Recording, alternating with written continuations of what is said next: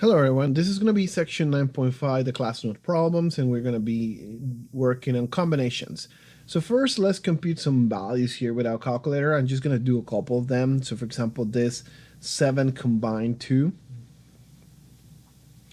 is by formula 7 factorial over 2 factorial and 7 minus 2 factorial, which is 5 factorial. And so we can see this as 7 by 6 by 5 factorial. And so 2 factorial is just 2. So 2 times 5 factorial here. We get to cancel the 5 factorials. And so this is just going to be 7 by 6, which is 42 divided by 2, so it's 21. Now for B, we have 10 choose 3. And that's going to be 10 factorial over 3 factorial, 7 factorial. And once again, we can see the 10 factorial as 10 by 9 by 8 by 7 factorial. 3 factorial is 6. So by 7 factorial here, we get to cancel the 7 factorial. And then now we multiply 10 by 9 by 8 divided by 6. So this is 720 divided by 6. And this is just going to be 120. Now for 6, we have A choose 5. Once again, A factorial over 5 factorial, and 8 minus 5 is 3, so 3 factorial. So at this point, you can probably guess what I'm going to do. I'm going to break this A factorial as 8 times 7 times 6 times 5 factorial, but I'm just going to cancel the 5 factorial, and notice that 3 factorial is 6. So I'm also going to get 6 below, which I can cancel, and this is just going to be 7 by 8, which is 56. Now 6 choose 6 is going to be 1, but we can prove that by checking that this is 6 factorial over 6 factorial, 0 factorial, and this is just going to be 1, since 0 factorial is also 1. All right, so now that's enough of just computation. Now let's go to actually working on using this for calculating and counting.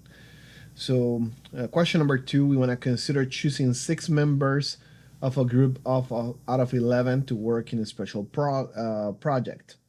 So first, we want to know how many distinct 6-person team can be chosen or can be chosen from here. And so we're just essentially picking 11. From 11, we're picking 6. Okay. Which, by the way, is just the same by math, by the formula, as choosing 5 out of 11. Just because the difference in the formula is just going to be the same. Notice that this is 11 factorial over 6 factorial, 5 factorial. And you cannot get the same formula regardless of which one you use. This is going to give me at the end 462 different ways. Now, part B says 2 members insist on working as a pair. So any team must contain both or neither. Okay? So this is going to be a different selection, because if it includes both, then we're really not picking out of 11, really. We're picking out of 9. So we're picking 4 more people out of 9, since we're already including those 2 people in our fix. Okay? If we exclude them, as we exclude both, then from 9 people, we're picking 6. Okay? And so now 9 choose 4 is going to be 126, and 9 choose 6 is 84. So if I want to check both or neither, so both or neither, or pretty much will be the sum of these two. Notice that these are disjoint sets. So this is 126 plus 84. And so this is just going to be 210 themes that are going to be possible. Notice that I don't need to, once again, look for intersections, because intersections are empty. We are either including them both or excluding them both. Now, we're going to have the opposite situation now. We have two members that refuse to work together. How many six-person teams can be created? So in this case, we're going to subtract the teams that include both the unwilling members. So the teams with both choose the remaining four. So in this case, will be we're choosing 9 out of 4, which is 126, right? And so now the valid teams for this will be the 462 normal teams that we have, but we're going to exclude the 126 waves that include these two people together. So if we subtract these two, we're going to get 336. And then 336 teams, they're not going to be together. So that's one way of finding the number of teams that works for that. Okay, so question number 3. Now we want to get a group of 11 that consists of 5 men and 6 women. We want to know how many 6-person teams consist of exactly 2 men and 4 women. Okay, so since we have 5 men and 6 women, so we're picking out of different things. And this is going to be a multiplication principle situation. So we're going to pick 6 people with 2 men and 4 women. So we're picking initially 2 men out of 5. And so this is 5 combined 2. And then we're going to multiply that by, from 6 women, we're going to pick 4. So this is 5 choose 2 times 6 choose 4. This is equivalent to 10 times 15, which is going to be 150. And I'm not making the calculations in here. I'm just jumping ahead to directly the results of what it is. But you can just go ahead and double check the calculations, okay? This is just doing the 5 factorial over 2 factorial, 3 factorial, and here the 6 factorial over 2 factorial, 4 factorial, so on and so forth. And just when you compute this, you're going to realize that you get these numbers. Okay, so for part B, we have how many 6-person teams contain at least 1 man. Okay, so in general, we have 462 people to make out of 11 people 6. Remember, that was 462, and we did that in our previous example. But now, since we want to do at least 1 man, we want to assume that we are going to subtract all the women team. So from 6 women, pick out of 6. So this is from a team of 6 women. From a team of 6, pick 6 women out of 6. And of course, this is just going to be 1, right? So in general, if we take a look at this as a complement to get at least 1 man,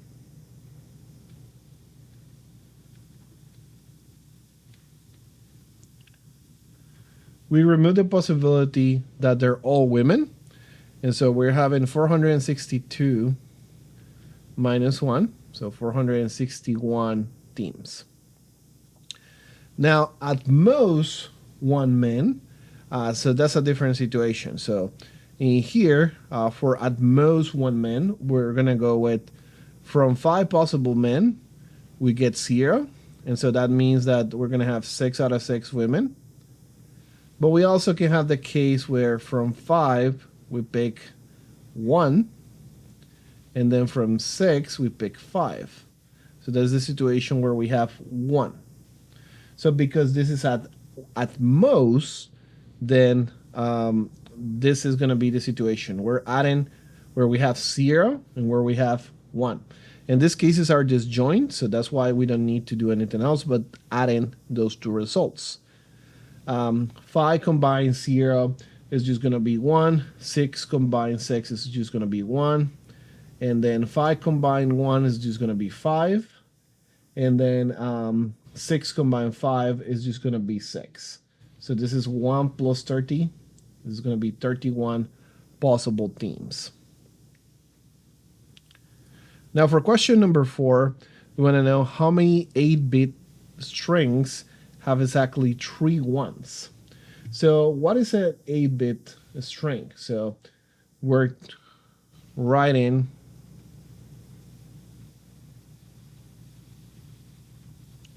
the strings, right?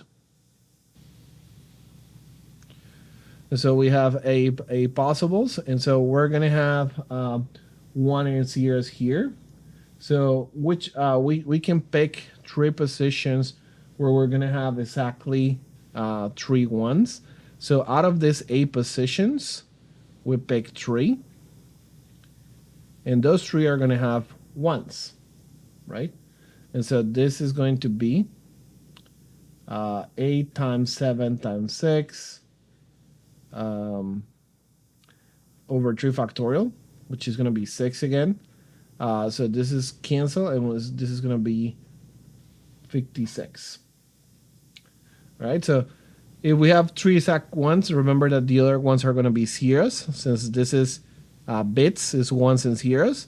So we have 8 positions and 3 exact ones. The rest are zeros. So we don't need to account for anything else because everything else is given. All the others are just zeros. Okay? They're exactly 3 ones. All right, so now let's go to question 5. So question 5 says, how many distinguishable orders are there in the letters of the word Columbus? Okay, so for the word Columbus, most of the letters show ones. We have C shows ones, O shows ones, L once. U is the one that shows twice. Otherwise, all the other letters are just ones. And so we can simply, we have all the orderings that we can have the letter. We have A factorial because it's A letters here, but divided by 2 factorial because we have that U is repeated twice. So with 8 factorial over 2 factorial, that's going to give me all the values. This is 40,320 divided by 2, and this is going to be 2160. All right, so now we have that a committee of 5 is to be formed from 8 Republicans and 6 Democrats. How many committees contain at most 2 Democrats? At most. So let's go with, we're choosing out of 6 Democrats, we're choosing 0 initially. And so that means that from out of 8 Republicans, we're picking 5 plus. Now we're going to get 1 Democrat. So plus from the 6 Democrat, we get 1. And so that means that from the 8 Republicans, we're going to get 4. Now the last case is from the 6 Democrat, we get 2. And from the 8 Republicans, we're going to get 3. So these are all the scenarios possibles. 0 Democrat, 1 Democrat, 2 Democrats. So we're going with the sum of this. So this here is going to give me 56 plus 420 plus 840. So this is going to be a total of 1,316 cases. Okay, once again, make sure that you want to compute this again. You can do it on your calculator. You can do it by hand if you want to, but you can just double check my numbers. All right. To finish up this section, let's go with question 7 and 8. For question 7, we have a 5-card hand is dealt from a 52-card deck. We want to find the probability that the hand contains exactly 2 aces. And so the probability of that is, of course, 2 aces. Because it's exactly 2, then we don't have any other possibilities. And we're picking a 5-hand card, a 5-card hand. So we're picking from 4 aces, we're picking 2. And then we're picking the other 3 cards out of the rest of the 48 cards. So this is 4. From 4, we choose 2. And we choose the remaining 3 out of the 48. And of course, because this is a probability, then from the sample space is 5, uh, uh, choose 5 out of 52. So this is going to give me the total probability. Once again, this is the probability of the event, or the number of chances that the event has, and this is the number of the sample space. This is going to give me around 103,776 over, and this is 2,598,960, which is the total number of hands. This is going to give me around 0.0399, or like 3.99%. So those are the chances of getting two aces. At least one heart. So at least one heart is kind of difficult to do, because I could have one heart, two hearts, three hearts. So it's kind of difficult. So instead, I'm gonna go with this being 1 minus the probability of no hearts, which is much more easier to compute. The probability of no hearts is simply we're not gonna get any card being a heart, and so this is gonna be 1 minus, and so the probability of no heart is we're gonna pick 5 cards out of 39, because those 39 cards are going to be everything else but the hearts. And of course, the sample space, which is 52,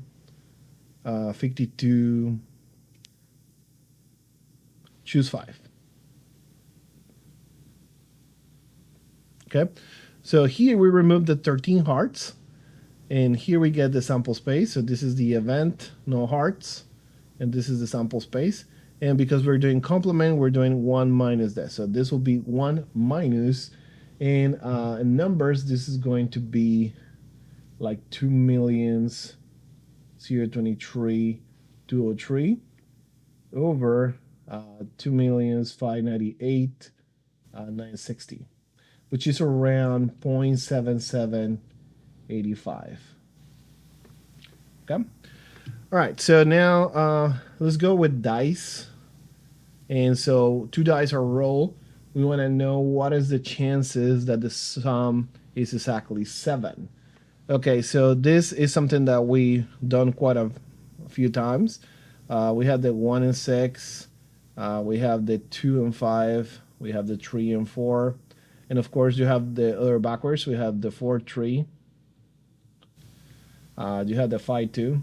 And the 6, 1. So you have 1, 2, 3, 4, 5, 6. And so these are 6 out of possible 36. Which is 1 over 6.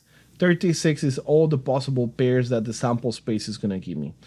That the sum is at least 4, then is 4 or more.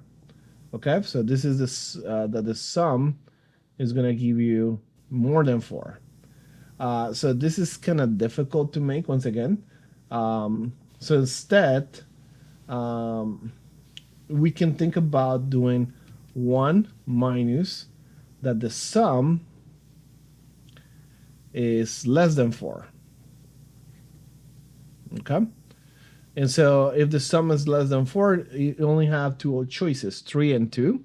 So we're subtracting 1 minus the probability that the sum is equals to 3, minus also the probability that the sum is equals to 2. But what are those cases? So sum 2, I'm going to go S2, is only one possible case, 1 and 1. And sum 3 is going to be 2 cases, which is 1, 2, and 2, 1. So not a lot of options. So this is 1 minus sum 3 is going to be 2 out of 36, and sum 2 is going to be 1 out of 36. So this is 1 minus 3 out of 36, and so this is going to be 33 out of 36, or 11 over 12. All right, so those are some examples of combinations and probabilities.